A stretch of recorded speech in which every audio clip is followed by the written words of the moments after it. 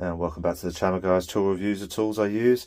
Today I'm going to take you through a review of the Dewalt 18V XR brushless multi-tool that you see right in front of you here. This has become a mainstay in my toolbox for the last few weeks. It's an absolutely fantastic tool. Picked it up on special. It's essentially replaced my old corded multi-tool, which was a fine or Fiend model.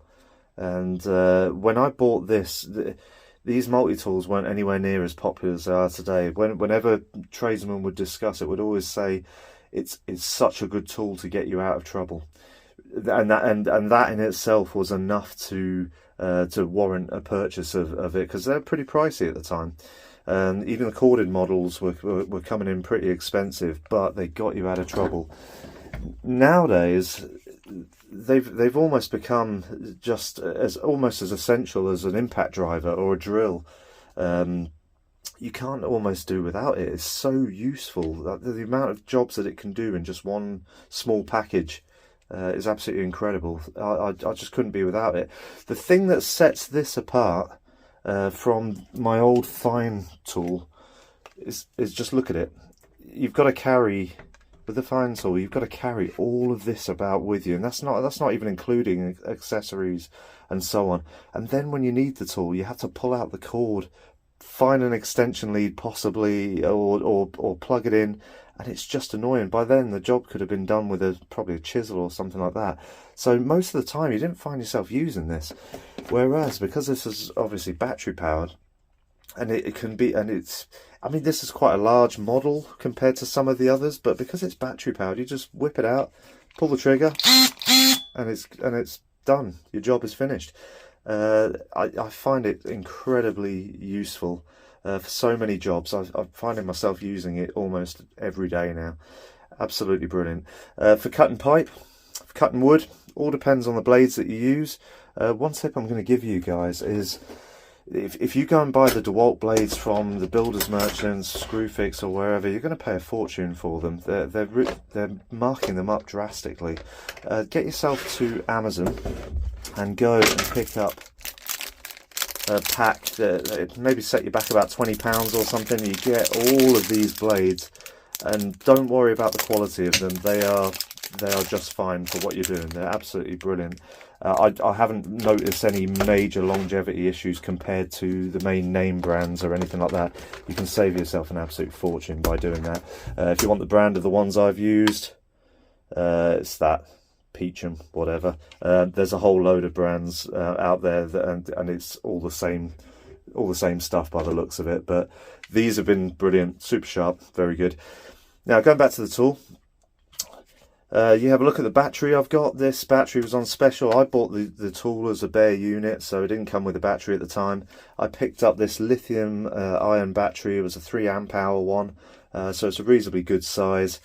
One thing I noticed compared to all the other batteries I've got is this is actually considerably bigger. That might be why they've put it on special. But this is something to think about when you're actually using this tool, is how you want the tool to feel will often depend on what size battery that you're using.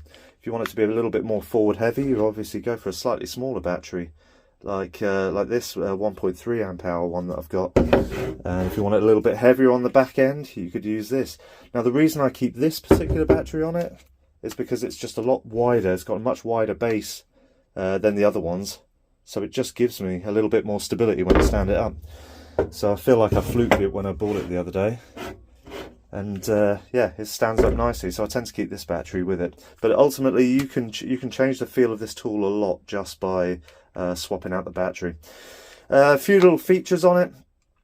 People are saying that these are backwards compatible with a lot of the original blades. You have a look at these ones that I've got here, so the fine ones and their derivatives. I haven't been able to make this work. I can see the washer that it comes with, but I just can't get it to work. So if anyone can point me to a video or anything like that, something I'm missing, then maybe I'll head on over, because I've got a ton of these blades I'd really like to use up before switching to all my new ones. Other features, you have a look at the lock here. This lock here, you can push from both sides, and it will just lock it in place so that when you squeeze it, it's not going to go off. good for protecting obviously fingers and children and all the rest of it.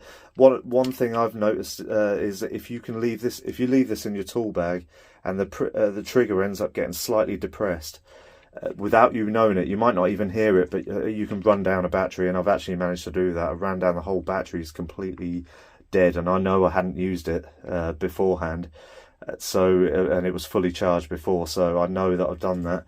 And I've done it with an impact driver before, and I lost a battery because of it. Once you drain it all the way down, if it's left for any period of time, then the battery's done. So now whenever I store it, I always use that lock, and then I know that it's not going to do that and trash my batteries. Another nice little feature, as has become standard on a lot of drills and things, is you get this nice little LED light just at the front of it. Powerful, it's got plenty of power to light up your little work area. Surprisingly useful. I always used to think that these were a gimmick on drills and impacts and things like that, but really, when you're working in tight little spaces and things like that, it just lights it up perfectly. So really good tool. The one thing that worried me about it, that when I was purchasing, was whether that handle being there, as opposed to being somewhere midline on the tool, that it might be a little bit too forward heavy. Like I said, a lot of it is affected by the battery, but also it's just not. It's really comfortable in the hand. It feels like an extension of your arm, essentially. Ever so user friendly. All the power that you could ever need, and it's good for just delicate, intricate work, or even just getting through. Busting through large projects. It's an absolutely fantastic tool. Suggest you pick one up. If you haven't got one already, it will pay for itself in no time. So let's talk about the uses for this tool. There's certain jobs that this tool is particularly adept at. So thinking of things like cutting plasterboard, it goes through it like a knife through butter, and really accurately, a lot more accurately than a jab saw. It's particularly good for what they call flush cuts. So if you had a piece of laminate, for example, if my hand was a piece of laminate, laminate flooring or wooden flooring, I could place that on top, and then I could use that as a guide to then cut the bottom of architraves and door frames and so on, and then you can just slide it right under. So for flooring jobs, it's particularly good for. You could really use it for anything that you would normally use a chisel for, excluding really fine work, but you can use it for that type of work. It's an absolute multitude of tasks. I use it a lot for pipe work, for cutting through soil pipes, and yeah, just pipes in general. It is really nice and nifty. It's right next to you, it's right in your hand. You just pull it out your tool bag and zap it, and it's cut super quick. So I'm going to go through, let's go through one more feature, which is, and I can't believe I left this out earlier on in the video, but really its blade change is one of my favourite features. A lot of these multi-tools in the past used to have all silly kind of, you had to almost use tools to get them open. The fine model that I just showed you earlier, that had a flip top, and that was considered pretty good at the time, where you just flip it but it was stiff, it was awkward. This has a trigger mechanism, so you hold this trigger here and you pull it in, and look, it just opens up. That's what the blade looks like. So I'll compare that to your old blades, but yeah, you see it's got that cut out there, so you're going to have to buy that style of blade, as far as I'm aware anyway, if you're going to want to fit this in.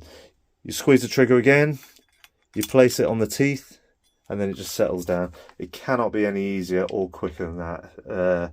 Absolutely fantastic. So let's go and use this thing. Let's zap a bit of pipe. Let's show you this thing in action. So you see the light kick in there. There we go. And I'm just going to zap it.